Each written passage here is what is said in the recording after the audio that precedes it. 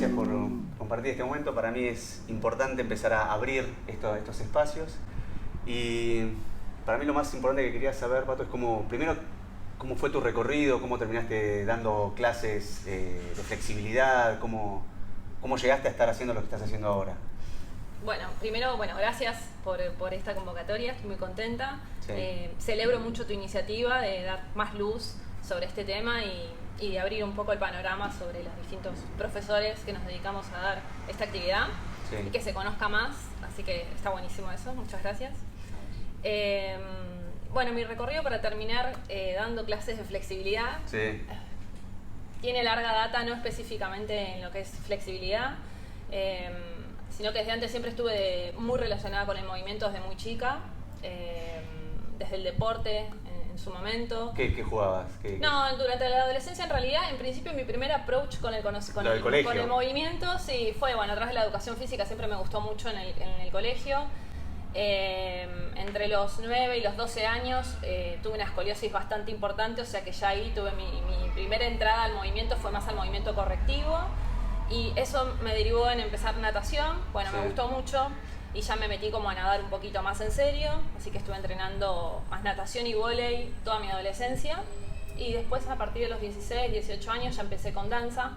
Me gustaba mucho todo lo que era la expresión corporal, sí, y lo artístico.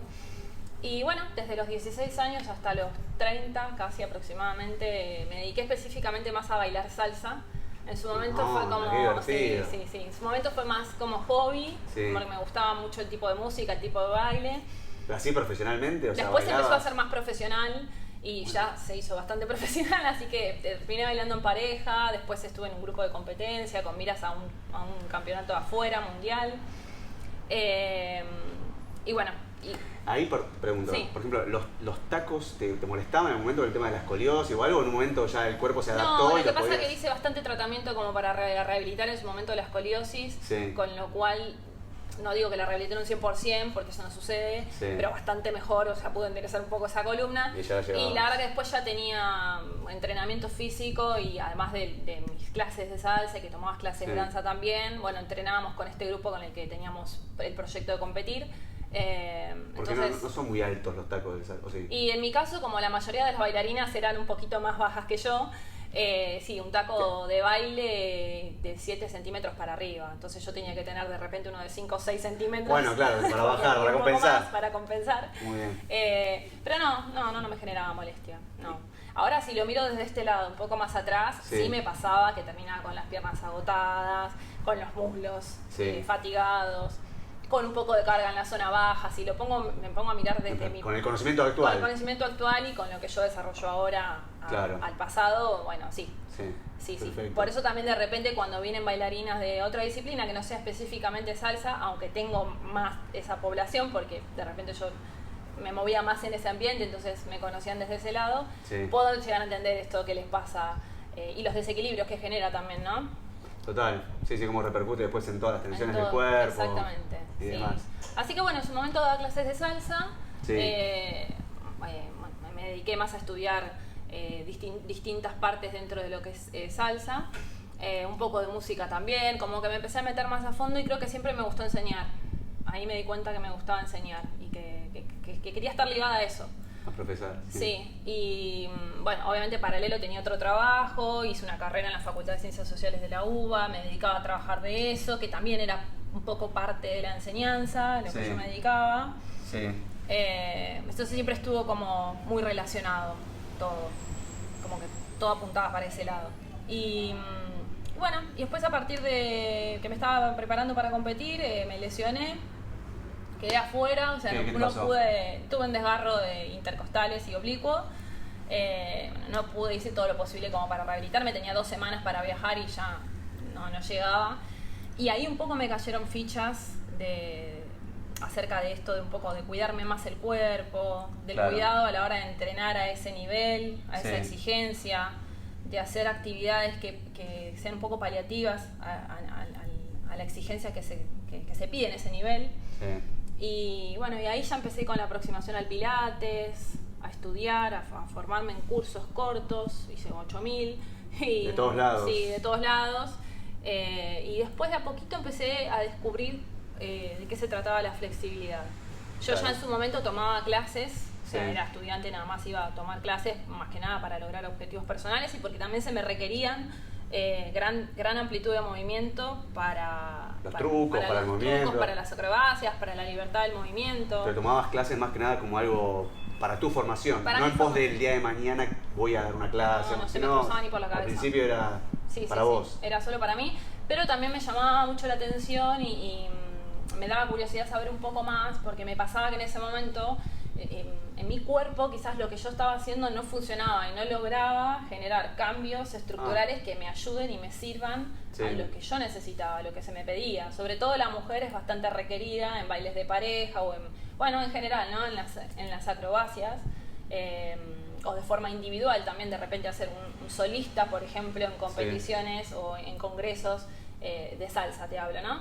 Que hay categoría solista, categoría pareja, categoría equipos, grupos. La mujer siempre es bastante requerida en cuanto a los spagat, los splits, las elevaciones de piernas, tener potencia, tener muy buena flexibilidad. Sí. Y bueno, así que me estaba formando justamente por eso. Claro. Así que ahí empecé con... ¿Y cómo fue ese traspaso a terminar dando clases? ¿Cómo llegaste a tener tu espacio? Bueno, creo que y demás? mi curiosidad Sí. de saber un poco más y de que justamente, por lo menos de la forma en la que yo estaba elongando y la forma en la que estaba trabajando mi flexibilidad no me estaba ayudando, no me servía. Sí. Bueno, empecé a investigar un poco más, a leer un poco más sobre anatomía, sobre los mecanismos del cuerpo. ¿Te encontraste, por ejemplo, que había bibliografía para este tipo de investigación que vos En querías ese hacer? momento no. No, en ese momento no. Era vos distintos conceptos que veías y vos hacías el enlace, vos hacías la deducción, lo trasladabas o lo traducías hacia tu... Sí, totalmente, especialidad. bastante autodidacta. Claro. Y bastante desconcertante también, porque bueno, tenía Saber que no había contenidos, nada. pero claro, ¿y ahora cómo los organizo? Bueno, claro, si la práctica que yo ya tengo no me está sirviendo, necesito modificar. Bueno, ¿desde Claro. dónde? Bueno, así hasta que me llevó a conocer a mi primer profesora en formación específica de flexibilidad. Sí. Hice una formación sobre técnicas y métodos para aplicar en la flexibilidad y planificación también de clases. Mira, ¿quién es? Perdón. Claudia Saín Mirá. se llama, sí. Sí, sí. Ella es formadora, bueno, desde hace muchísimos años específicamente en esto, pero también es profe de educación física, o sea, está influenciada Claro. por trabajo de otras capacidades del cuerpo también, pero se dedicó específicamente a esto. Y bueno, ahí fue un antes y un después, porque me explotó la cabeza, me abrió la cabeza, dije, Quiero bueno, esto. era por acá. Sí, era por acá. Y además también me pasa que en mi caso, naturalmente no fui nunca ni soy muy flexible. Sí. Me refiero, sí flexible, todos lo somos, pero me refiero a la flexibilidad que se necesita a nivel artístico o deportivo, de una gran expresión de amplitud de movimiento. Sí. No era la típica, bueno, llego en frío, pa. Te abriste de pierna de uno, pierna arriba. 180.000 grados, no. Entonces todavía necesitaba más apoyarme en el conocimiento Sí. y en otras formas de trabajarla porque, bueno, como justamente no me era natural o no me era tan sencillo, dije, bueno, necesito trabajarla con otra conciencia y con otro conocimiento. Y bueno, ahí terminé como de abrir, de expandirme, de abrirme. Y dijiste, empiezo a dar clases. Y en realidad no fue algo que me lo propuse, sino que surgió naturalmente porque yo después dejé de bailar, porque me dediqué más a estudiar. Sí. Y bueno, una de mis mejores amigas fue como la propulsora también de decirme, bueno, che, necesito yo también tomar clases de flexibilidad, decime con quién puedo ir. Yo le recomendé a alguien y me dijo, pero vos terminaste la formación, empezá vos. Y bueno, dale, o sea, algo muy formal, o sea, una sala muy chiquitita, éramos dos nada más, y Sí. en su momento hacíamos intercambio, ella también. Yo seguía Claro. entrenando un poco salsa y además le daba clases de flexibilidad. Empezó a dar mucho resultado, a ella le pasaba lo mismo. También no podía lograr lo que se requería para bailar, ella ya Sí. estaba para competir en pareja, compitió un montón, se fue a Estados Unidos, se fue a Puerto Rico. Y bueno, y ahí empezó como, bueno, y ahí alguien más se quiere sumar y se empezó a armar un grupito de todas competidoras y bailarinas de salsa, Sí. que también requerían justamente trabajar mucho su flexibilidad. Y se armó un grupo de 4 o 5 personas, bueno, se mantuvo esa clase como de grupo reducido, cerrado, donde el objetivo de trabajo era lo que ellas necesitaban para su desarrollo artístico. Sí. Y bueno, después se empezaron a recomendar y me empezaron a decir, che, das clases particulares y por qué no me traen a mí, y se forma un grupo y tengo un grupo de competidoras también en su momento era de salsa, después me empezaron a hablar también de tango, Claro. de folclore, de contemporáneo y así. Es que la elongación es una base para todo movimiento, base entonces para todo. el público es infinito. Totalmente, y creo que cada vez más todo se vuelca a un desarrollo de una gran amplitud de movimiento, donde se requiere mucha más plasticidad corporal. No es lo mismo las acrobacias de ahora que las de antes. La expresión de una gimnasta tampoco es la misma, la creatividad a la hora de una coreografía, que eso también te lo permite un cuerpo fuerte y flexible, obviamente, ¿no? Entonces la búsqueda empezó por ese lado. Y bueno, así se empezó a hacer una red. Sí, y fue creciendo. Y fue creciendo cada vez más. Yo trabajaba en su momento de otra cosa, de lo que había estudiado, que también me gustaba, pero ya necesitaba más tiempo para esto y para independizarme. Siempre me gustó trabajar de forma muy independiente. No servía para estar bajo. Para estar bajo. No, totalmente. Aunque igual el tipo de trabajo que yo tenía y mi carrera también era orientado a un trabajo independiente. Y bueno, con el apoyo de mi familia también y de mi novio, que fue un bastión re importante, ya está, dale, largate, saltá, listo, ya está armado. O sea, ya es lo que te requiere para esto, para dar clases, que el tiempo que estás en tu trabajo. Y bueno, y así fue. Así que renuncié a mi trabajo, me fui de vacaciones, volví, y armé agenda a pleno. Y cuando dijiste voy a, por ejemplo, bueno, por ahí no fue tan espontáneo, en ese sentido, bueno, voy a armar una clase de elongación, va a ser de esta manera o de flexibilidad. ¿Cómo la clase que das hoy es la misma que das en función de, no sé, de los ejercicios que das, de cómo la encarás? ¿Cómo armás vos una clase de elongación? ¿Cómo harías? ¿Cómo la encarás? No es para nada igual. De hecho, en su momento era súper obsesiva todos los registros de todas las personas, porque como al principio eran grupos pequeños. ¿Los escribías? Sí, armaba clases escritas completamente para cada persona, de las personas que venían. En su momento era, ya te digo, un grupo reducido, era un estímulo semanal, una vez por semana, 2 veces por semana.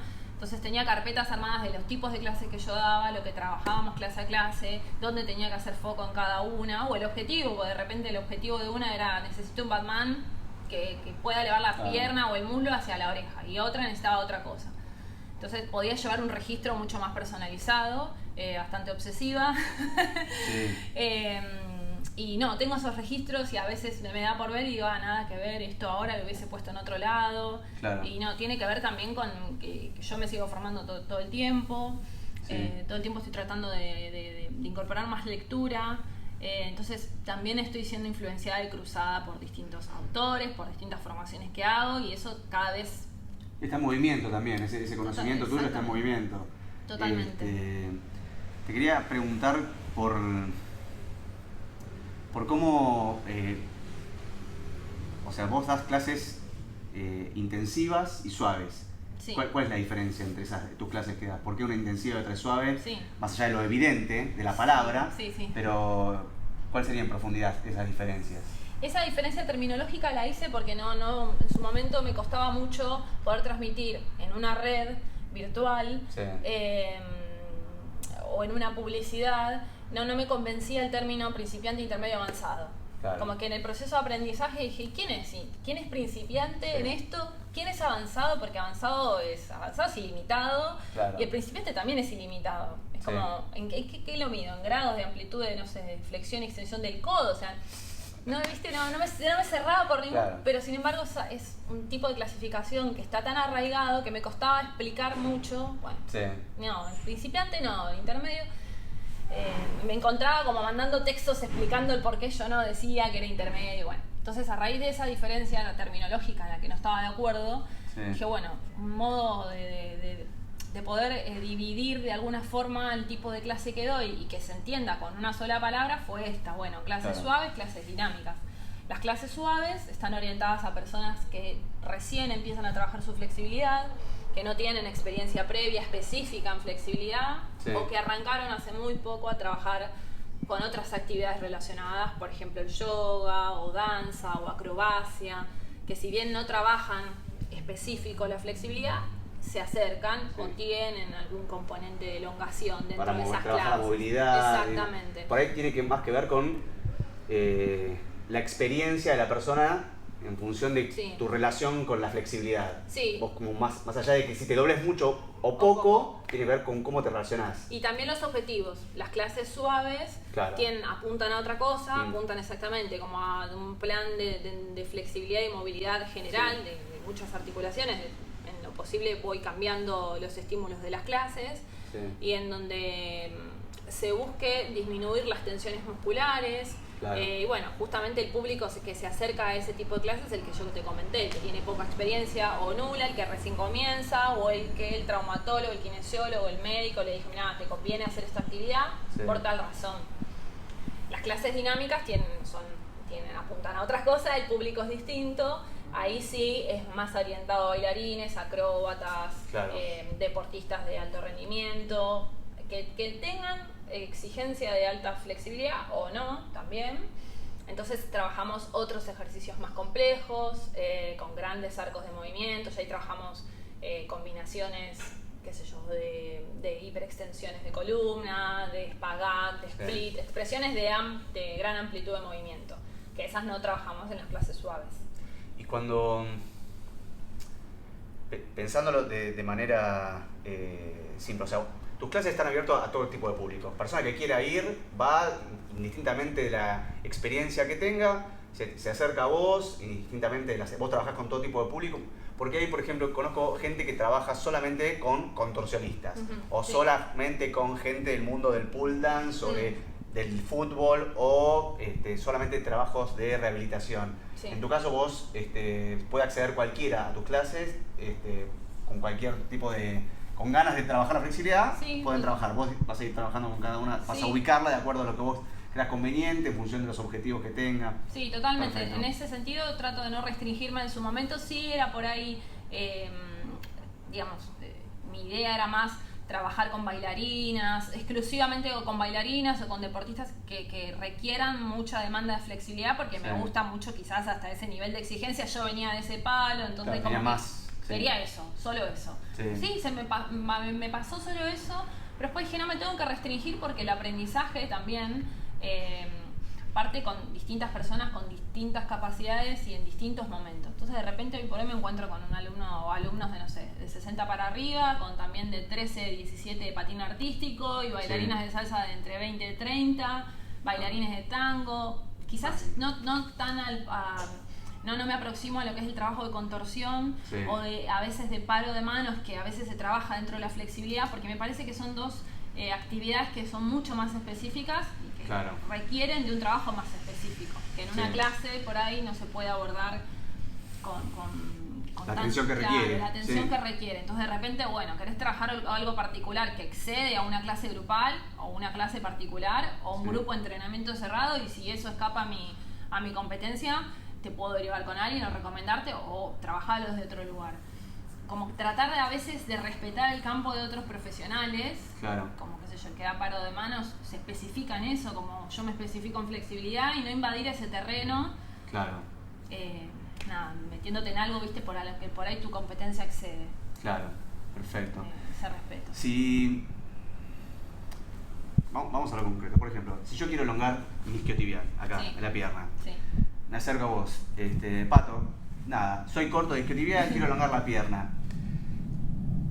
¿Qué es lo que influye a la hora de yo ampliar y trabajar el desarrollo de la flexibilidad, en este caso elongar el estiramiento del músculo, de la movilidad articular? No sé, ¿qué crees que pasa en ese momento? O sea, ¿qué aconsejas? Bueno, pasa mucho. 2 horas tenés, desarrolle.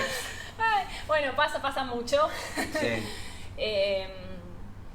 Me parece también que a veces desde lo terminológico ya hay un poco a veces de confusión o de mezcla de lo que se entiende por elongación o por flexibilidad. Como que se pone todo en la misma bolsa de, bueno, la elongación o la elasticidad es lo mismo que la extensibilidad, es lo mismo que la plasticidad.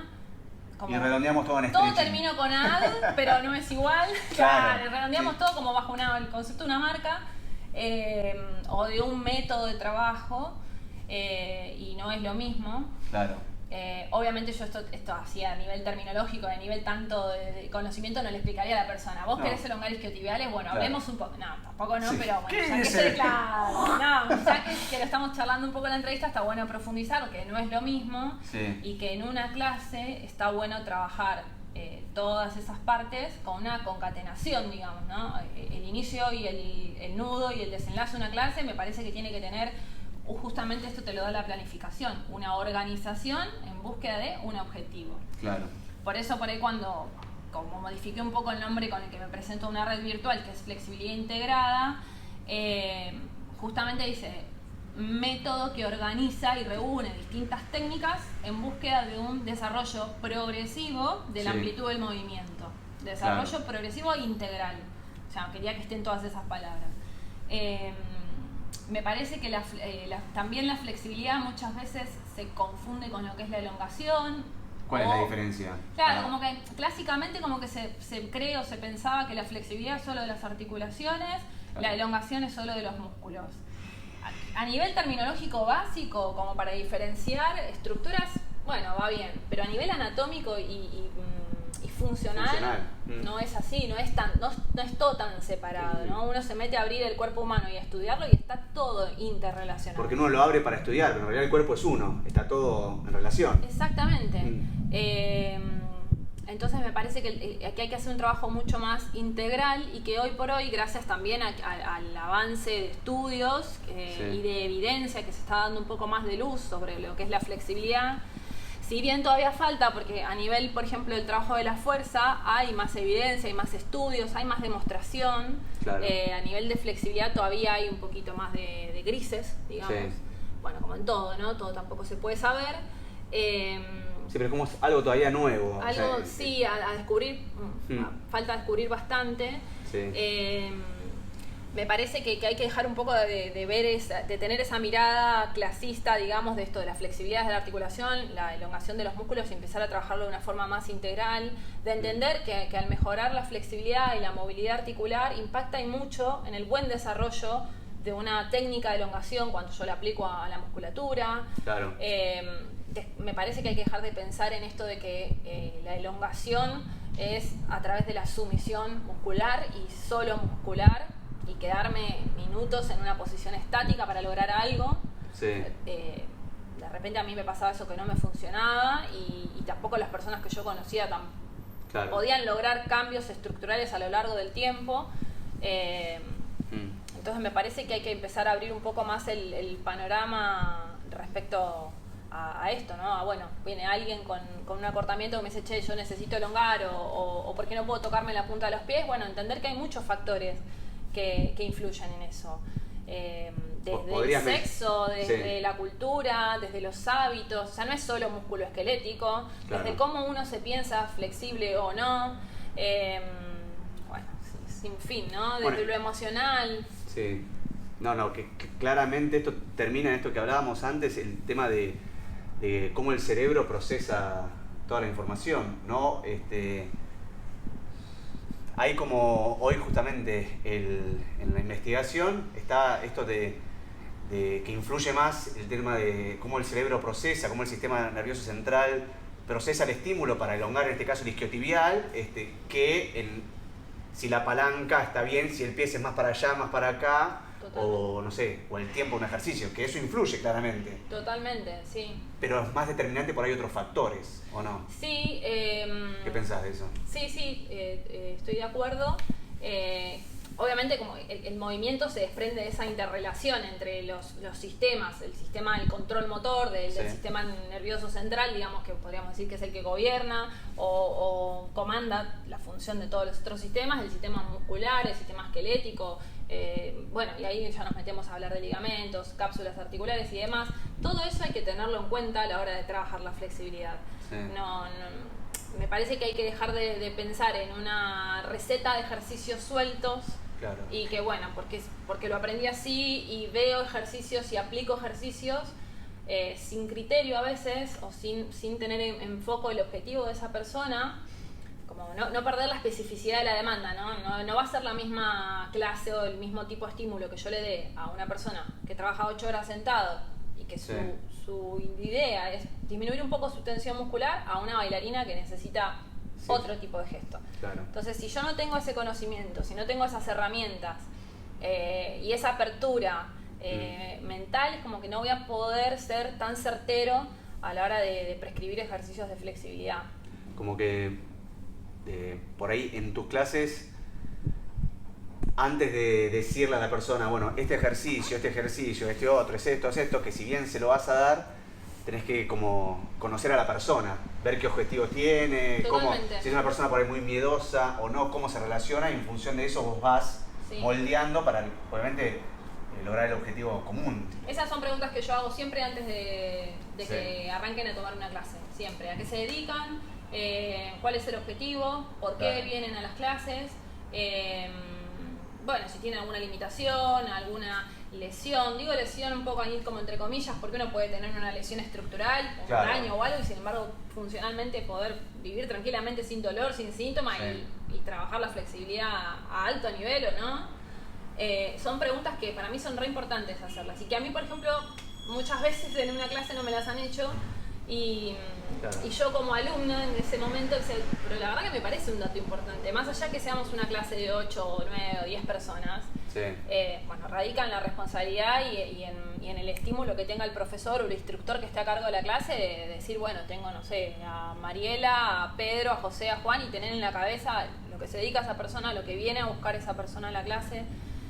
No perder la individualidad en una clase grupal es fundamental. Claro. Y bueno, respecto a esto quería hacer también un poco de énfasis lo que vos decías del sistema nervioso, porque es fascinante, es fascinante, es infinito, todavía se sigue descubriendo mucho y hoy por suerte tenemos, bueno, nada, el avance de las neurociencias, de los estudios, de la evidencia científica, de la tecnología también. Entonces me parece que se dedica a prescribir ejercicios de flexibilidad, de fuerza, de cualquier capacidad condicional del cuerpo, no puede ser ajeno a eso. Claro. Hay que estar como muy actualizado.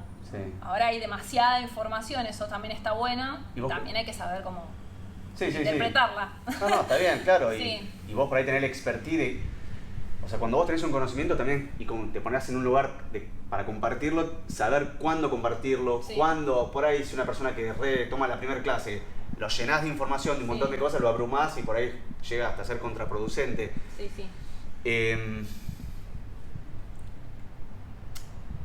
Con el correr del tiempo yo empecé a entender que, con esto que hablábamos de las emociones juegan un papel fundamental. Cómo uno termina por ahí en una clase administrando la emoción de una persona en función de cómo se presenta, ¿no? Por ahí, sí, la palanca del ejercicio es vas a hacer este tipo, el tiempo va a ser esto, pero por ahí hoy viniste deprimido o muy feliz o te pasó algo con tu familia y eso influye un montón en el resultado de ese ejercicio. Y totalmente. Al principio por ahí, no, bueno, yo estoy haciendo el mismo ejercicio que ayer, siempre hago el mismo, pero en realidad hay una emoción constante que está influyendo en el resultado. Totalmente. ¿Cómo haces en tus clases eso? ¿Cómo lo administraste? Te lo da el expertise de dar clases y bueno, vas viendo. Sí, yo siempre digo que les voy a sacar fotos a los ojos y a la cara, el antes cuando recién entran a la clase y el después cuando se van. Hay que hacer eso, ya fue. Tipo foto carnet, como para que nada, perciban un poco, porque yo sí me doy cuenta de afuera, por ahí la persona que no se da cuenta de cómo se va, aunque sí se da cuenta de esto, bueno, me siento mucho mejor, tengo las piernas re liberadas, ahora voy caminando y no tengo ni que hacer esfuerzo. Y esto que vos decís a nivel emocional, que me vino re bien porque venía re estresado, venía al palo, con problemas laborales, con problemas económicos. Y eso influye un montón a nivel corporal. Todo lo que vos decís a nivel... Obviamente el cuerpo creo que es una expresión del pensamiento y de la mente. Si yo estoy estresada o si estoy angustiada, mi cuerpo no va a reaccionar igual que si estoy contenta, en un estado equilibrado, ¿no? Digamos que pues si estoy demasiado feliz tampoco está bueno. Entonces, como que el cuerpo tiende siempre a la búsqueda del equilibrio. Y si nosotros dentro de la práctica de las clases de flexibilidad podemos colaborar a mejorar o a mantener ese equilibrio, es genial. Si una persona viene sobrepasada y hace una clase y se va un poco más equilibrada, con menos tensión muscular, más centrada, está buenísimo eso. Pero sí, para mí las emociones, los pensamientos juegan un rol muy importante y creo que la flexibilidad es una capacidad que tiene el poder de generar mucha frustración. Claro. Que uno ve de afuera, no sé, yo puedo ver a alguien haciendo un levantamiento de pesas y digo, la verdad que para eso, o sea, mirá lo que está levantando ese tipo, sí, me tengo que preparar un montón, porque él es re complejo. Yo veo a alguien tocándose la punta de los pies y digo, ay, no es tan difícil, ¿puedo? ¿Voy? No. Te quedaste a mitad de camino. ¿Qué onda? Parecía re fácil. Sí, claro. Es como que lo que uno a veces se proyecta mentalmente, o bueno, quiero llegar a esto, y cuando te lo pones así, decís, che, pero no puedo ni tocarme la punta de los pies, ¿qué pasa? Como es una capacidad que tiende a generar bastante eso, la frustración. Sí. Sobre todo por ahí en un mundo muy sedentario, ¿no? También. Sí. Hay gente que, por ejemplo, ha viajado a la India o a la China que, no sé, me contaban, a mí cuando me contaron que había personas que, no sé, pasaban una hora charlando, sí, en esta posición. Totalmente. ¿Una hora así? Sí, es más, a veces cenan, comen, y acá en Occidente no, claro, nada, ¿entendés? Sí. Que cómo la cultura, en este caso, bueno, porque nosotros estamos en Occidente, sí, influye mucho también en cómo el cuerpo se dispone, la relación con lo flexible. Por eso te decía anteriormente que justamente la flexibilidad, más allá de hablar de lo corporal y de lo físico, porque somos cuerpos físicos, nos movemos en un mundo físico, sí, pero estamos cruzados por lo que vos decís, por la cultura, por la sociedad, por las relaciones. Sí. Obviamente que no va a ser la misma flexibilidad que tenga una persona que vive en India, que tiene otro tipo de actividad y de hábitos, sí, o digo India por decir, que el norteamericano o nosotros acá latinoamericanos. O mismo en Argentina, en Jujuy, en Ushuaia. Totalmente es distinto. Sí, sí. Simplemente por esto, por el hábito, o sea, el hábito es al monje. Como bueno, lo que yo repito constantemente, bueno, justamente sucede, el sistema nervioso graba patrones de movimiento. Yo le doy movimientos correctos, graba movimiento correcto, repite movimiento correcto. Le doy movimiento incorrecto o mal hábito, listo. Se genera. Sí. Claro. Yo había visto en tus redes, en lo que vos compartías, que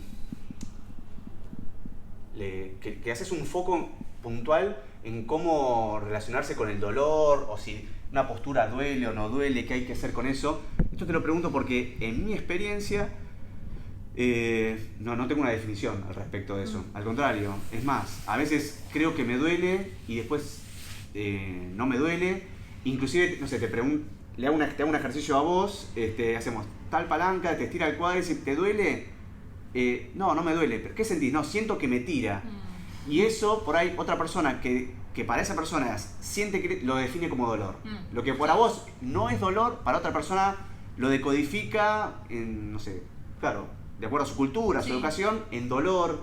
¿Cómo trabajás vos ese aspecto? ¿Qué pensás de eso? Me parece muy interesante el foco que vos hacías ahí. Es muy difícil, la verdad, ese tema es muy complejo. Yo digo, el dolor es un bicho raro.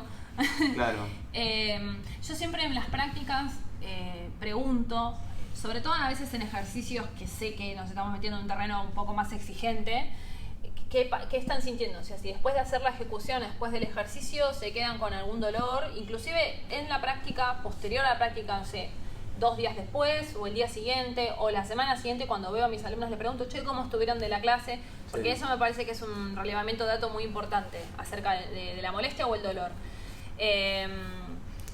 Es muy difícil también que la otra persona pueda expresarse claramente con este límite de dolor versus tensión o versus disconfort o incomodidad. O sea, si bien nosotros para generar cambios a nivel de la flexibilidad, te pongo el ejemplo de una bailarina, yo necesito que esa persona haga un cambio estructural, que de un espagat que no llega al suelo pueda llegar al suelo, necesito que se genere esa modificación y que entienda que hay que moverse en una zona de disconfort o de incomodidad, pero no tocar el dolor, no elongar o no trabajar la flexibilidad con el dolor. Eso tiene que ver más con un tema de la palabra correcta a usar en función de esa sensación. Sí. Es como esa diferencia que vos decías, para mí no, esto de principiante a intermedio avanzado, no, para mí es dinámica o suave. Eso que sucede en el cuerpo, a vos te hace ruido cuando gente lo llama dolor, y tus palabras más acordes tienen que ver con eso, con conformidad o disconformidad. Claro, disconfort. Por eso pregunto, ¿es dolor o es tensión muscular lo que estás sintiendo? Sobre todo, y pongo un ejemplo que creo que es bastante clásico en las clases de flexibilidad, el dolor lumbar. Bueno, hago una extensión de columna, siento dolor lumbar. ¿Es dolor o es tensión muscular lo que vos percibís? Entonces yo trato de exponerlo con otros grupos musculares. De repente, es como cuando vos contraes la musculatura del cuádriceps y me parece que ahí es como un poco más, no, es así. Bueno, entonces no es dolor, es una sensación de contracción. Claro. Y a veces pasa esto, de que hay personas que también según el umbral del dolor que tengan, si es un umbral alto, umbral bajo, es muy complejo. Te recondiciona el umbral, y ¿no? condiciona, momento... y a medida que uno va aumentando el tiempo de práctica, también ese límite se va corriendo. Hay algo muy interesante que ahora hablan de una teoría sensorial acerca de la elongación y de la flexibilidad. Sí. Y es que no hay tanto cambio estructural a nivel miofacial, sino que es una adaptación neural. Exactamente. Es una adaptación del sistema nervioso a los estímulos que yo les estoy generando. Claro. Y me parece muy lógico y muy acertado. Lo vi. Eso... Aunque yo igual no dejo de pensar y no dejo de descuidar lo músculo esquelético. Por supuesto que uno mete estímulos al hacer una contracción, al generar una técnica de elongación, el músculo responde porque tiene la capacidad de contraerse y de extenderse. Porque ¿qué pasaría, perdóname que te interrumpa, cuando yo empecé a investigar sobre esa teoría, que la vi, conozco el profesor, creo que está trabajando sobre este aspecto, dije, ya fue, me anestesio general y me empiezo a estirar todo, a ver qué pasa, porque elimino todo mi sistema nervioso o las terminales y qué sé yo, me infiltro el tobillo, lo infiltro y empiezo a darle. ¿Y qué pasaría en ese caso? No tengo una respuesta, es justamente es para investigar y ver. Claro. Y también con la conciencia de que lo que funciona en mí puede no funcionar en vos. Totalmente. No estandarizar la flexibilidad, ¿no? Bueno, sí, esto es así, esto es así. Está, tengo una frase para mí que es de cabecera y que es: la anatomía es la misma, los cuerpos son distintos. Porque un cuerpo no es una expresión puramente anatómica. O sea, uno va a los libros y sí, lees una cuestión descriptiva y una cuestión neurofisiológica, fisiológica, funcional, demás. Pero este cuerpo aloja a otra cosa más allá de huesos, músculos, pensamientos, emociones, cultura, sociedad, raza, sexo, un montón de cuestiones. Entonces, la anatomía es la misma, pero los cuerpos son distintos. Para mí creo que ese es un bastión fundamental a la hora de pensar, por lo menos mis clases. Y tenerlas en cuenta para desarrollar la flexibilidad. Y esto, bueno, me pasa a veces, volviendo al tema del dolor, también cada vez hay más evidencia de que el daño estructural, el daño en un tejido, no significa que haya dolor, que uno puede tener un daño, no sé, una hernia discal, por ejemplo, y funcionalmente ni saber que la tenés hasta que no te haces algún estudio o tenés algún episodio de dolor. Cuando aumentó la tecnología, aumentaron las escoliosis. Totalmente. Porque empezaron a percibirse, nada más. Pero por ahí, claro. Sí, también esto de las creencias, del pensamiento sobre el dolor. Yo sé que si pongo más atención sobre el dolor aumenta. Que si hablo de mi dolor y lo comparto con otros, ese dolor aumenta. Si yo pongo el foco ahí, donde yo llevo la atención, se incrementa. Entonces, la verdad es que a veces el tema del dolor es algo bastante complejo.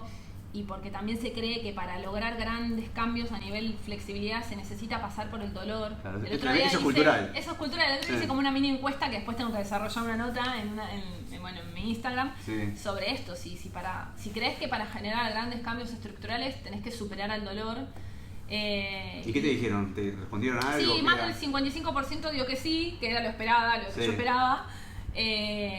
Y está esta creencia, ¿no? Este mito de, necesito que alguien se me suba encima y esté 2 minutos para que yo pueda lograr un split, y si tengo que sufrir y llorar para hacerlo, lo voy a hacer. Ese famoso de si no hay dolor, no hay ganancia, para mí es como, no. Si hay dolor, no hay ganancia. Claro, porque no... Porque el dolor además el dolor altera mecanismos, o sea... la información con dolor que llega al sistema nervioso central no va a ser procesada igual que si no tengo dolor. Claro. Entonces, como que hay que empezar a cambiar esa mirada de no sé, la influencia rusa. Claro, el nenito llorando abierto de piernas. Sí, o sea, qué sé yo, justamente porque es otra cultura y otro modo de ver. No digo ni que esté bien ni que esté mal, simplemente es otra forma. En definitiva, la persona se termina abriendo de piernas. O sea, llegás. El tema es si estás de acuerdo con ese recorrido o no. Sí, no, yo no estoy de acuerdo. Tiene que ver con eso, claro. Porque yo también vengo, te desgarro todos los aductores, te desgarro todo y te abro. Mirá, si te desgarraste. Totalmente. Y abriste. Pero esa metodología es la que vos no compartís. No, o quizás... para nada. De hecho, es más fácil. La verdad que es más fácil dar una clase en la que yo pueda decirte, la verdad, perdón por la expresión, te voy a destruir todo. Hoy salís y tenés tu espadac, no sé, negativo y tenés la pierna acá y quizás lo puedas lograr. Y yo me voy a sentir contenta como instructora de decir, mirá lo que logré en cuatro clases. Mirá el logro. Igual a veces pasa, que una persona se transforma mucho en pocas clases porque, qué sé yo, su genética, su predisposición. O cómo procesa el estímulo. O cómo procesa el estímulo favorece a eso. Pero no es mi objetivo. Es fácil caer en eso. Me parece que lo complejo está justamente en tratar de lograr cambios realmente, si es que la persona necesita un gran cambio en su flexibilidad, y que la persona el otro día, si quisiera, pudiera entrenar con el mismo nivel de intensidad o más. O que este trabajo en su flexibilidad no impacte negativamente en sus otros trabajos de capacidades físicas. Si va a trabajar fuerza al día siguiente, si es velocista, si es maratonista, si tiene una competencia, una bailarina tiene que presentarse, yo la destruí en una clase y el otro día está con dolor. Me parece que ese trabajo es más complejo, pero bueno, es más interesante. ¿Tuviste bueno, me contaste que te formaste con otros profesores, que estuviste investigando y no sé, ¿cómo ves vos no sé, la palabra rubro, ¿no? Pero a los profesionales de esto? ¿Cómo están? ¿Cómo ves a los distintos profesores? ¿Ves que hay mucha variedad de profesores dando distintas metodologías? ¿Cómo es tu análisis de la realidad en ese sentido? Bueno, en su momento cuando recién empecé yo como a dar clases, me pasaba que veía mucha oferta de prácticas de flexibilidad basadas en técnicas aprendidas de la danza. Entonces como que todo lo que se trabajaba en una práctica de flexibilidad venía desde la mirada de la danza, porque bueno, obviamente la danza tiene un gran componente, ¿no? de expresión de flexibilidad, entonces todo venía trabajado desde ahí. Como con muy poco trabajo de fuerza, con poco trabajo articular, otra vez vuelta de nuevo a asumir bajo la sumisión muscular. Y lo que veo hoy es que hay bastante oferta a nivel de flexibilidad y de elongación. Quizás me parece como que es mi mirada, ¿no? Como que veo esto sigo viendo que es un gran bagaje de ejercicios que a veces no están concatenados de una forma lógica o criteriosa para lograr algo. Claro. Como esto, bueno, tengo este ejercicio, bueno, a ver, lo pruebo para este objetivo, para esta postura. Y a mí también me pasaba, yo después me empecé a poner como más crítica en la hora de planificar mis clases y de pensar, bueno, tengo a alguien que viene a mi clase y me pregunta el porqué de todo lo que estoy haciendo. Claro, me aparece alguien, me dice, hola, ¿qué tal? Vengo a tomar clases. Todo me pregunta, ¿por qué hago todo? Entonces empecé a planificar desde ese lugar y me parece que a veces falta un poco eso, el pensamiento crítico, bueno, ¿por qué estoy haciendo esto? ¿Para quién? ¿Se ajusta? ¿Le hace falta? ¿Es necesario?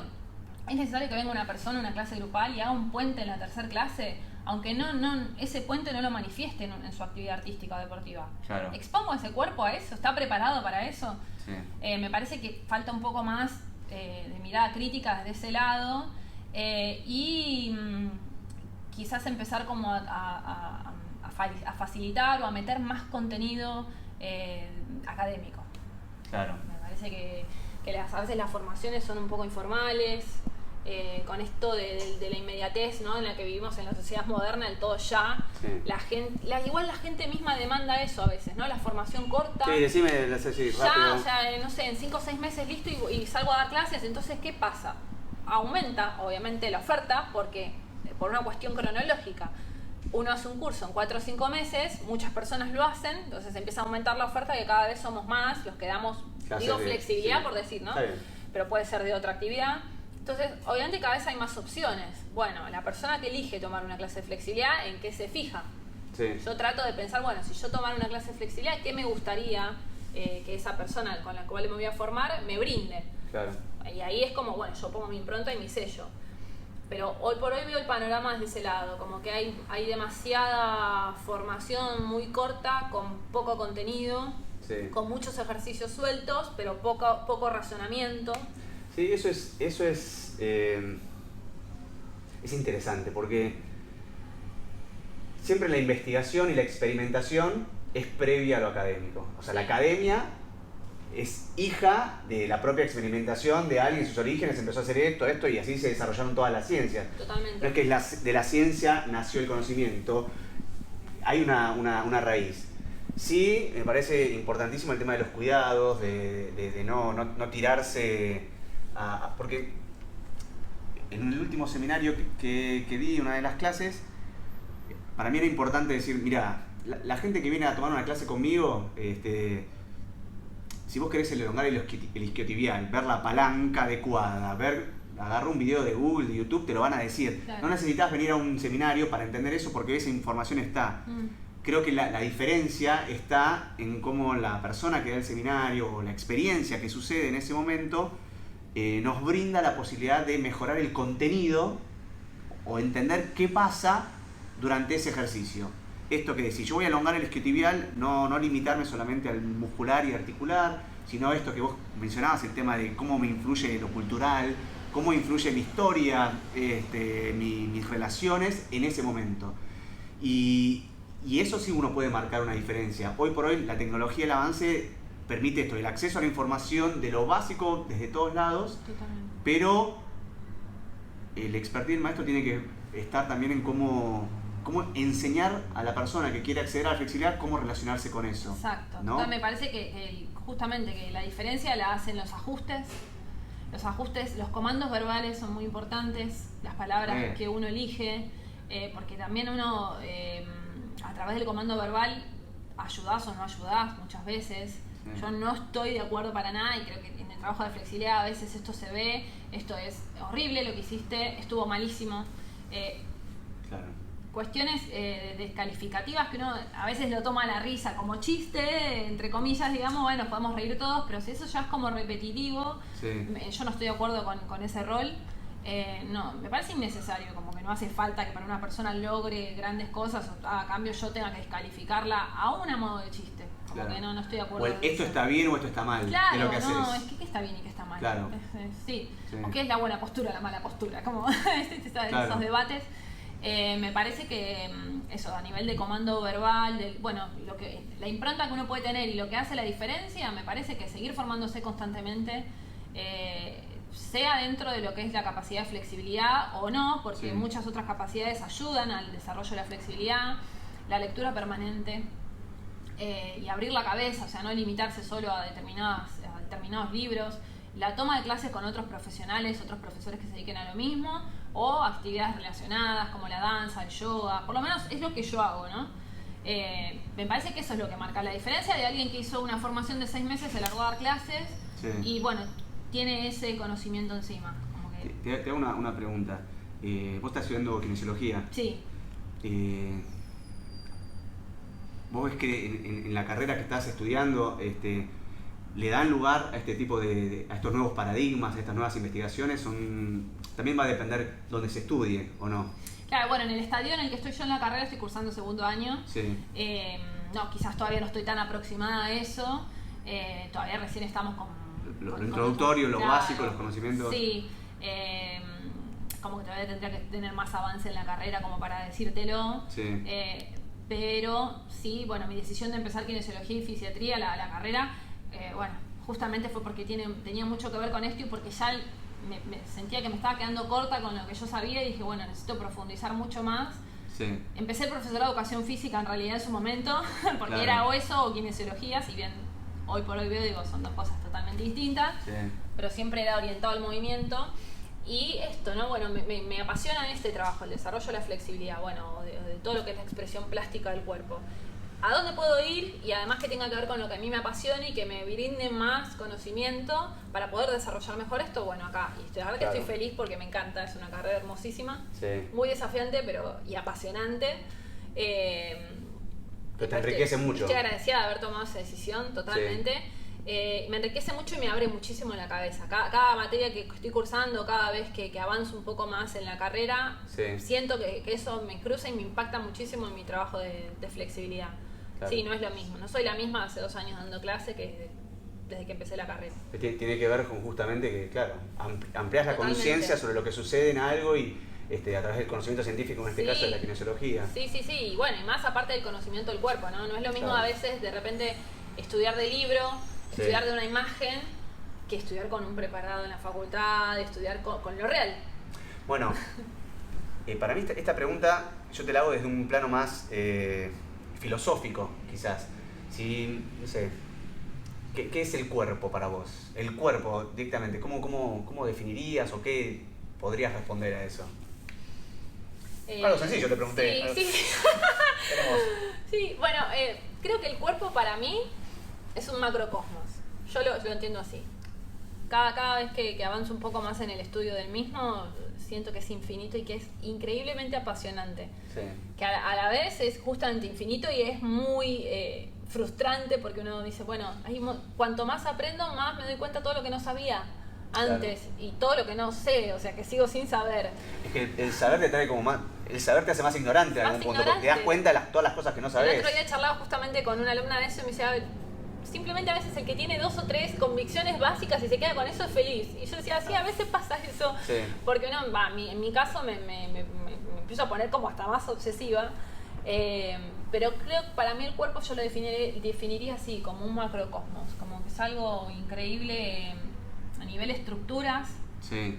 Bueno, o sea, me acuerdo como la primera clase que tuve de neuroanatomía me voló el bocho, porque no podía creer que estaba viendo ahí un cerebro y cómo era y cómo yo me lo imaginaba. Y claro, digo, yo no puedo creer todo lo que procesa y lo que pasa en esta microestructura, que ni siquiera la puedo ver acá, la debería ver con un microscopio, no sé de cuánto. Eso me voló el bocho. Dije, lo que tenemos acá adentro es increíblemente poderoso. Y a nivel estructural, ¿no? Y bueno, cómo todo eso nos gobierna, nos influye. Claro. O sea, que el cuerpo para mí es una expresión de muchas cosas. Sí, me encanta eso que decís, el macrocosmos. No había escuchado esa palabra, pero esa definición, esa relación con el cuerpo, pero es en su momento, cuando uno empieza, antes de hacerte la pregunta a vos, me la pregunté a mí mismo, dije, ¿qué es para mí? ¿Qué hacía? Y más allá de dar una definición sobre eso, yo entendía que, bueno, a ver, el cuerpo me define. O sea, sí, si la gente que ve esto dice, ¿quién es Pato y quién es Fernando? ¿Es de acá? Acá. Sí. ¿Por qué? Porque tu cuerpo está ahí y yo estoy acá, sí, ¿no? El cuerpo me define y me da la identidad en un lugar, me ubica en el tiempo, en el espacio, nos diferenciamos. Ahora, perfecto. Bueno, se entiende de esa manera. Pero ¿dónde empieza y dónde termina el cuerpo? Cuando te vas para adentro, empezás a investigar, microscópicos cada vez más grandes, es infinito. Es increíble. Y cuando empezás a salir, cuando mi cuerpo termina en esta línea, en este pelo, y después empezás a cerrar los ojos y sentís, y hay una energía en el medio, que el cuerpo tenés un campo magnético que está dentro del cuerpo, y después los estudios empiezan a mostrar que cada vez hay distintos campos magnéticos, y entre tu cuerpo y el mío se empieza a borrar el límite. Sí. Y hay una conexión. Y esa conexión vibracional que entre tu cuerpo y el mío existe. Sí. Está. No es que entre tu pie y mi pierna, ¿qué hay en el medio? Hay átomos, hay un montón de cosas que también constituyen mi cuerpo y constituyen el tuyo. Totalmente. Y hay una conexión. Sí. Y si están conectados, no se limitan en algún punto, ¿no? Y cómo... ¿Qué hacemos con esto? ¿Qué hacemos con este quilombo? Claro. Es increíble eso. Es increíble. Bueno, y entonces, sí, bueno... Sí, porque un poco excede muchas veces el raciocinio, ¿no? Es como decir, bueno, ¿y hasta dónde llega la galaxia? ¿Cuántas estrellas hay? Y te pones a hacer esas preguntas, ¿no?, filosóficas y existenciales, y te duele la cabeza. O sea, como no te entra en el bocho intentar razonar eso. Es lo que es y existe. Sí. Y por eso es increíble el cuerpo. Sí. Es increíble. O sea, cuando uno a veces... A mí me mata las cifras que no podés creer del cuerpo humano, ¿viste? Tipo, bueno, si extendieras los vasos sanguíneos ocuparían tanto, si extendieran la vellosidad de todo el cuerpo humano ocuparía tanto, y cuando pones a veces... La otra vez leía uno de los alvéolos pulmonares que decía, bueno, si extendieras todos los alvéolos de los pulmones, ocuparían la mitad de una cancha de fútbol. ¿Te parás a ver una mitad de una cancha de fútbol? Dale, decís, todo esto acá, no lo puedo creer. ¿Posta? Solo los alvéolos pulmonares. O sea...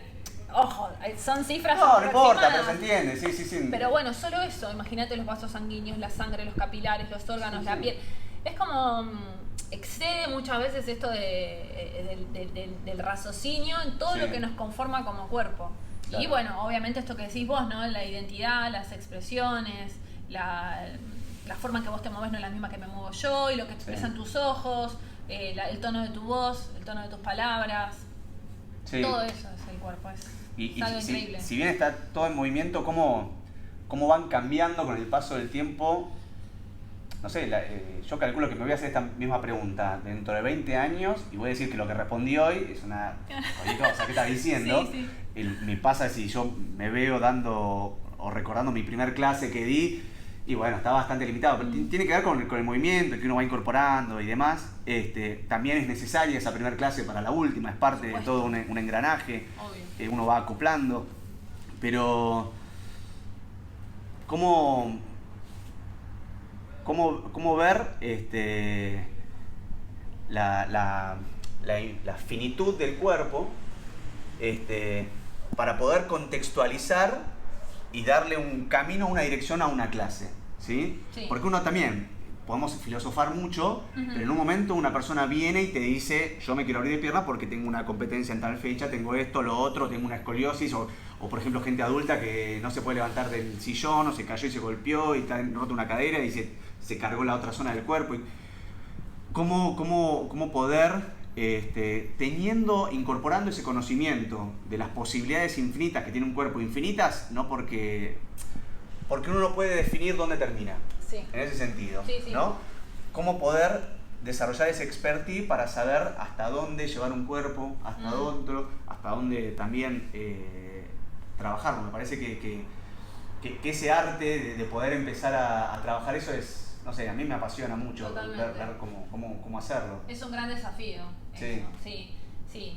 Sobre todo a veces me parece que se puede palpar más o que se puede observar más eso a la hora de un ajuste táctil. Pues más allá de estar tocando la piel, estar tocando algo, estás tocando a una persona, que claro, a veces personas que le gusta, a veces personas que no, y que con lo que vos te encontrás tocando, a veces te encontrás con resistencia, a veces no, te encontrás con que podés acceder y podés ajustar y podés ayudar. O ayudar a la persona en el ejercicio, en la postura, o que exceda algo más, porque a veces trabajar determinadas posturas también trabajan cosas que no son solamente estructurales. Sí. Esto, corrí un límite que creí que no podía y lo superé bien, o esto que yo creí que no podía hacer, Sí. o me pasa que, no sé, hice determinada postura y después me quedé sensible, me dieron ganas de llorar, Sí. o me empecé a reír, o fui feliz, no sé. Entonces, como que esto que decís vos es como un gran desafío a la hora de dar una clase. Si hay algo de esto que dijiste de las lágrimas que caen en una clase o reír o lo que sea, a mí me pasa que con el correr del tiempo empiezo a entender que la flexibilidad o el desarrollo de la flexibilidad en este aspecto tiene más que ver con algo de soltar que con cargar, ¿entendés? Como, bueno, Sí. esta palanca está acá, voy a bajar, sino empezar a dar lugar, a soltar, uno suelta la emoción y de esa manera, a través de toda una decodificación neurológica, científica, que se puede traducir, pero que sucede, como que la liberación que yo veo en una persona que veo que permite, no sé, bajar y tocar con el pecho del piso, va de la mano también una liberación de emociones. O sea, no sé cómo decirlo, porque a veces suena como contradictorio.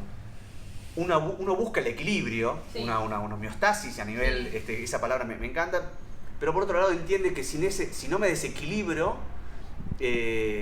no lo voy a encontrar. Sí. Entonces es necesario muchas veces tocar límites de, bueno, se me escapó un llanto, o podés insultar, o podés, no sé, o te fuiste para otro lado, te reíste, o enojos, o lo que sea, pero ese equilibrio que muchas veces uno busca en la armonía del movimiento, en el equilibrio de las tensiones, como que es necesario también desequilibrarte, desajustarte. Sí, totalmente. Voluntaria o involuntariamente. Sí. Pasa. Sí, totalmente.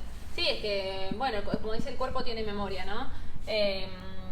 Ya sea porque hayas tenido alguna mala experiencia con algún movimiento o por alguna emoción que se aloja en determinado punto de tu cuerpo y que de repente a todos nos pasa, ¿no? Que estamos estresados o sacados o un poco negativos y a veces tenemos una zona en particular del cuerpo que se aloja esa tensión. A alguien le puede molestar más la rodilla, a otro el cuello, a otro el hombro, como que impactan distintos lugares. Entonces, como esto, ¿no? A la hora de liberar y de soltar, tiene que ver también con lo físico y con lo no físico. Digamos. Claro. El cuerpo en determinadas partes aloja esa tensión o esas emociones, que muchas veces son obstáculos para lograr llegar un poco más. Ya sea por el miedo, por la frustración, por el miedo al dolor, por el miedo a lastimarse, por esto de la creencia de que no me sale y no me va a salir nunca. y de que me falta y no soy flexible y soy duro, soy una madera, por un montón de cuestiones. O sea que a veces esto que vos decís puede ser un obstáculo y cuando uno lo supera dice, era esto. Sí. Listo, estoy liberado. Claro, puedo seguir. A mí me ha quedado un tema pendiente que es bien puntual, es saber, por ejemplo, los tiempos que vos manejás de los ejercicios. Porque muchas veces a mí me han preguntado Fer, ¿cuál es el tiempo que yo tengo que elongar? ¿De cuánto tiempo tengo que ponerme a elongar esto y otro? ¿Qué responderías vos en esas situaciones? ¿Qué tiempos manejás? Obviamente, a raíz de todo lo que charlamos, entiendo que uno después se va a ir adaptando a cada persona, pero para vos hay tiempos estándares, ¿cómo manejas eso? La relación de los tiempos de los ejercicios en tus clases. Claro, sí, o sea, hay un poco de conocimiento de tiempos estándares, que eso también muchas veces nos dan, a veces los estudios científicos y la evidencia que hay con respecto a programas de ejercicios de elongación y flexibilidad que se aplican a determinados sujetos o a grupos controles a lo largo del tiempo y después, se sacan las conclusiones y se ve, qué sé yo, si a los 60 segundos es lo mismo que a los 30 segundos, o el cambio es igual entre los 15 y los 30 segundos.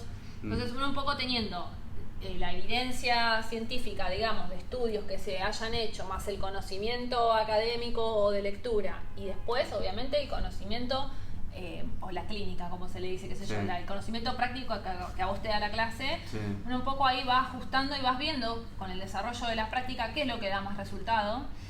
En mi caso particular, no utilizo elongaciones estáticas de mucha duración, como máximo te estoy diciendo 30 segundos, porque sé que del 0 a los 30 segundos existe la misma modificación que de 30 a 60 segundos. Entonces, ¿para qué voy a caer en agotar una musculatura cuando yo el cambio lo puedo manejar en menos tiempo y ser más eficiente? Sí juego mucho con la modificación de los ángulos articulares, de repente para un mismo grupo muscular o una misma cadena miofacial, voy como tocando distintos ángulos a nivel articular, voy corriendo, o la incidencia de la gravedad o el peso. Entonces, en vez de centrarme quizás tanto en decirme, me queda una elongación en un mismo ángulo, un minuto, más de un minuto, prefiero repartir ese minuto en distintos cambios de posiciones. Y luego en la postura que a mí quizás sí me interese profundizar más, ahí sí pido un poco más de algo estático, por así decirlo, ¿no? Para profundizar, en ese sentido. Para profundizar y generar obviamente una adaptación, un cambio. Por supuesto que también hay una cuestión fisiológica que sucede, ¿no? Que no va a ser igual si yo me quedo 10 segundos que 30, por supuesto que no. Si yo necesito generar cambios, un poco más de segundos me tengo que quedar. Pero algo así como estándar, sí de conocimiento, pero la parte de aplicabilidad práctica depende mucho, porque si una persona de repente está sufriendo, no puede sostener la postura por X razón, no hago que igual complemente los 30 segundos porque me lo dice el libro, no, porque te tenés que ir adaptando, porque no somos todos robots, no es igual el cuerpo. Sí, totalmente. Igual. O por ahí, qué sé yo, tengo a 2 personas en un espagat, a una no le tira nada y puedo ponerle bloques y trabajar en negativo, y a otra está en espagat que, contar rápido los segundos, pues yo no puedo más. Entonces es como que hay que ir adaptándose también a la población que uno tiene. Es como que los tiempos son... Es como un piso donde vos surgís y todos más o menos 30 segundos, más, menos, pero después van adoptando distintas identidades, las clases, las personas de acuerdo a las necesidades o los síntomas que presentan o los... Sí, totalmente. Pero sí es cierto, obviamente, que si yo necesito un cambio estructural o que una persona necesita lograr en 2 o 3 meses determinada postura, por supuesto que... Tienes herramientas para saber. Obvio, que a medida que va pasando el tiempo y vos te vas adaptando y tu sistema nervioso va generando adaptaciones, yo voy a ir empezando a correr un poco más el límite de tiempo, pero no más allá de esa cantidad de segundos. No, porque la verdad que me he dado cuenta que en la práctica, y yo te digo, lo apoya también un poco la evidencia, no hace falta... quedarse demasiado, y además me parece que no es transferible a las actividades ya sean artísticas, cotidianas, deportivas. Nosotros rara vez somos estáticos cuando dormimos, ni siquiera cuando dormimos, porque por ahí te dormís en una posición y a la hora te levantás en otra. La bailarina no va a estar un minuto en un espagate en una escena, el deportista no va a estar tampoco, en una zancada para, el arranque de una maratón de forma estática. Entonces los gestos generalmente son dinámicos, explosivos, muchas veces con potencia, Entonces el trabajo de la flexibilidad, si yo lo genero demasiado estático y con mucho tiempo, no se adapta a la realidad. Claro. A lo que esa persona va a estar sometida. Entonces trato de que tenga una lógica. Que concuerde lo que yo hago dentro de un salón con lo que esa persona después va a estar buscando o que necesite. Totalmente.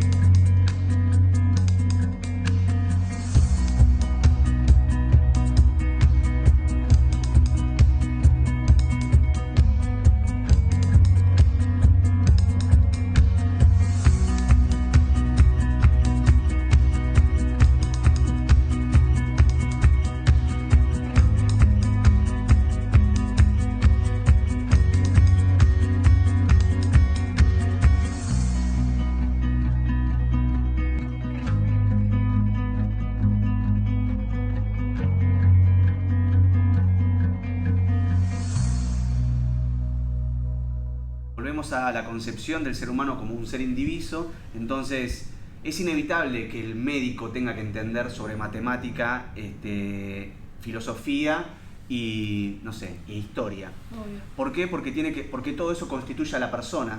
Cuando yo puedo decir, no sé, me centro en tu ropa, pero en tu corte de pelo o en tu historia, pero todo eso está junto y habla de tu persona. Entonces, hoy lo que, no sé, la medicina está acercándose cada vez más, por ejemplo, a la homeopatía. El entrenador de rugby, los entrenadores y preparadores físicos de rugby están incluyendo muchos los trabajos de yoga, que en su momento eran dos cosas completamente alejadas. Tiene que ver, me parece, con que lo que está pasando es una conciencia de que todo influye con todo, que somos unos seres integrales, y que es necesario nutrirse de un montón de herramientas. Totalmente. Por eso, no sé, el kinesiólogo que estudió filosofía puede abordar más que un kinesiólogo que no lo estudió solamente. Sí, obvio. Sí, no hay que acotar la mirada. Claro, me parece que también esto centrarse en esto está bien o esto está mal, que a todos nos pasa, ¿no? Porque sí, todos a veces nos paramos de no, esto está bien, esto está mal. Porque depende un montón justamente del sujeto, de la persona, del contexto en el que se encuentra esa persona. Entonces, como que no definir si algo está bien o algo está mal, o si algo no hace falta o si algo sí hace falta, es como si antes lo hubiésemos pensado al rugby, ¿le hace falta yoga? Y todos hubiésemos dicho no, y ahora por ahí sí se nota que genera un cambio positivo, entonces bueno, sí se incluye. O los trabajos de reeducación postural en las oficinas, que para que aumente el rendimiento de una persona o el poder de captación de un concepto, de un objetivo a lograr, los trabajos de meditación, los trabajos de reeducación postural ayudan. ¿Por qué? Porque un cuerpo con el cuello bien estirado, los procesos químicos internos son mucho mejores que si estás todo tensionado. Entonces, con el cuello más alargado, la transmisión de la información interna es mejor, más beneficioso para poder captar información. Sí, totalmente. Una de las cosas que sería un sueño, es algo informal que lo cuento, pero me encanta cuando, por ejemplo, en el colegio que van mis hijos, educación física es jugar la educación física está orientada solamente a lo deportivo. O sea, en este caso, en los distintos colegios, deportes. O sea, claro. y me encantaría que no se limite a eso, sino que en la clase de educación física te enseñen a cómo disponer de tu cuerpo durante la clase de matemática. ¿Entendés? Sí. Cómo tu cuerpo, para entender cuánto es 1 más 1, con un cuerpo de esta manera o de otra, y tu captación de esa información es distinta. Sí, empezar a no diferenciarlo, sino empezar a entender que vos del cuerpo no te vas nunca. O sea, el cuerpo lo tenés todo el tiempo, para lo que sea, estás. Sí. Y todo el tiempo estás en movimiento, estás quieto y te estás moviendo todo el tiempo. Sí, ahí me parece que en cuestión de educación física hay mucho por trabajar, pero mucho.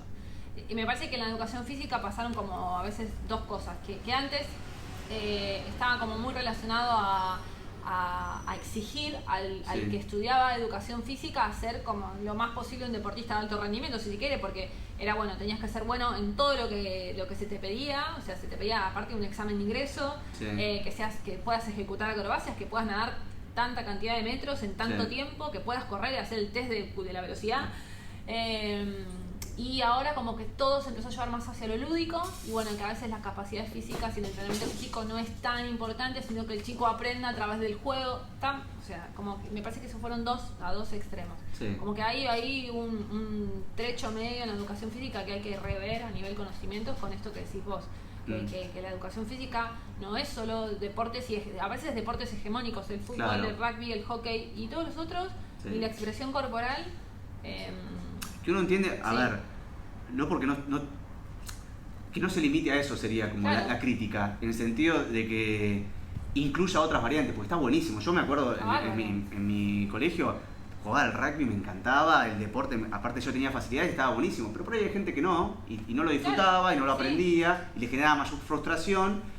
Y por ejemplo, hoy por hoy me encuentro dando clases a personas que por ahí dicen, no, yo soy malo para los deportes, no tengo capacidades, y en realidad tiene que ver con que no fuiste estimulado de una manera que te...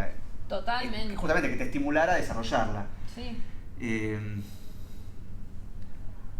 Yo no sé si vos tenés necesidad de mencionar algo más en función de esta charla o algo que quieras.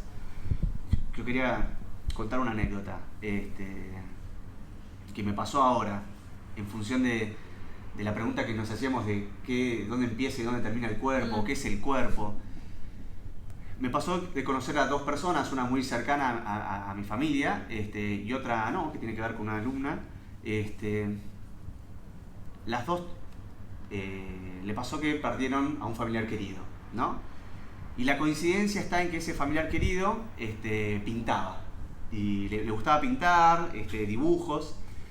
Y cuando se iba acercando a la fecha de morir, vos veías en su evolución de sus pinturas como empezaba a sacar los límites de los dibujos. Sus pinturas cada vez eran como más cósmicas, más espaciales, y se iban borrando los límites, como que entre esta hoja y entre este color, ya esta línea negra no estaba, como se iba fusionando.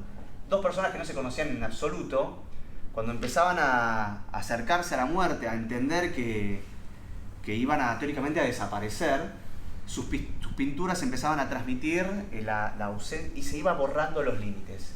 Y me pareció fascinante eso. Primero que me emocionaba mucho de ver de cómo la conciencia sobre tu propia muerte, que ni siquiera sabes lo que es la muerte, es eso que algo biológico que se detiene, pero que no sabes si dejas de existir o no. Bueno, ahí es inabarcable sobre eso, pero veía cómo ellos iban en su expresión, iban borrando límites, como que la conciencia, al saber que perdías el cuerpo, en sus gráficos los límites se borraban y había una mayor unión con esto de, no sé, para mí con lo cósmico. Sí. Esto que vos decís, como habías dicho, que era el cuerpo, un macrocosmo, como eso está también, ¿no? Y me parecía, yo quería traer esa experiencia sin la necesidad de pasar por las mismas circunstancias. Si bien todos vamos a morir, si bien todos nos va a pasar, hasta ahora la prueba es que todos nos morimos, ¿viste? De esa manera. Puede cambiar. Lo que cambia es la teoría que pasa después, claro. Muchas veces. Pero ¿cómo poder traer a las clases, al desarrollo de la flexibilidad, la conciencia sobre el cuerpo y la noción de dónde están los límites, dónde empieza y dónde termina el tendón? O sea, claro.